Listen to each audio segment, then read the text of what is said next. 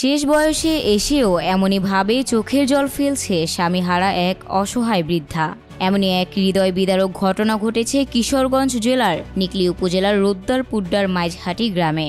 বৃদ্ধা জোহরা খাতুনের স্বামী দীর্ঘদিন আগে মারা যায়। জোহরা খাতুনের 5 মেয়ে, কোনো পুত্র সন্তান নেই। তার স্বামী মারা যাওয়ার পর স্বামীর রেখে যাওয়া সম্পত্তি ছেলে সন্তান না হওয়ার সুযোগটাকে কাজে লাগায় স্থানীয় প্রভাবশালী চাঁদাবাজ ও ভূমিদস্যু শরীফ, তাইজউদ্দিন, বাসির, কফিল সহ আরও অনেকজন।